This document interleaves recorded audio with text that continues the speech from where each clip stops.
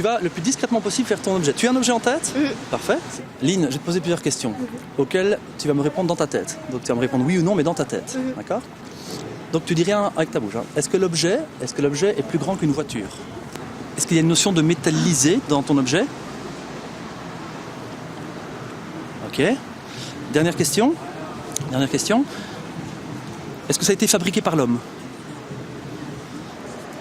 Est-ce que tu peux montrer à la caméra et à moi le dessin que tu as fait?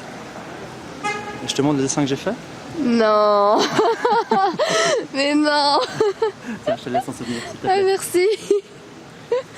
mais non, mais je comprends pas. Tant mieux. Ouais, c'est... Waouh. Mais du coup, vous avez regardé par rapport à l'expression de mon visage ou... Entre autres, oui, c'est des techniques, c'est pas des techniques que j'utilise. Le fait de voir un peu, parce que notre corps nous trahit tout le temps en fait. Et même quand tu le penses, c'est le verbal, enfin c'est le non-verbal par contre qui prédomine. Donc c'est ton corps qui te trahit.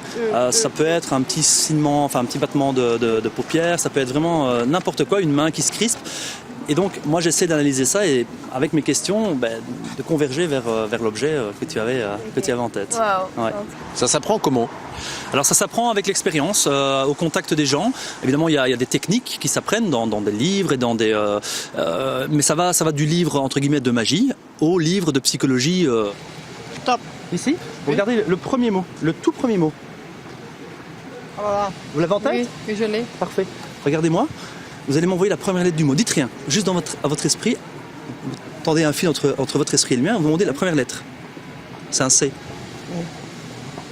La deuxième, dites rien. La troisième. La quatrième.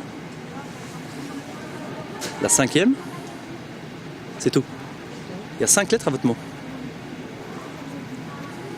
Oui. Oui. C'est le mot clé. Oui. Est-ce que Benjamin est aussi beau que le mentaliste? Oh, il est plus beau. Là, je l'ai influencé pour dire ça. Je l'ai influencé. Vous savez faire penser la même chose à plus d'une dizaine de personnes?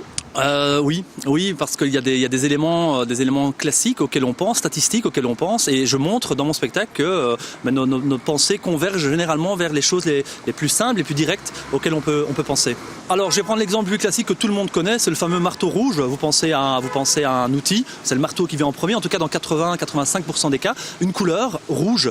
Alors, je fais une expérience de ce style-là dans mon spectacle, mais je ne vais pas vous dévoiler celle que je fais, sinon il n'y a plus de surprise. Est-ce que vous auriez les questions de mon examen de psycho de jeudi, par pur hasard? Si, je les ai. J'ai même les réponses, mais le problème c'est que ce serait pas correct vis-à-vis des autres de te donner les... Voilà, donc il faut que je reste, honnête par rapport aux autres. Juste à cambrioler votre bureau. Tout va bien. Ouais, faut quand même pas rêver. En tout cas, si le mentalisme suscite votre curiosité, Benjamin Guillain vous donne rendez-vous dimanche prochain, le 4 février à 16h, à l'amphithéâtre Vauban à Namur, dans son spectacle intitulé Expérimental. Le Namurois vous proposera donc du mentalisme, mais aussi de la magie, puisque Benjamin Guillain est aussi magicien. Prix d'entrée 25 € ou 15 € pour les 10-25 ans. Le paiement au compte bancaire qui s'affiche en bas de l'écran vaut réservation. Vous joindrez en tout cas l'utile à l'agréable, puisque l'argent sera reversé au profit de plusieurs œuvres caritatives namuroises.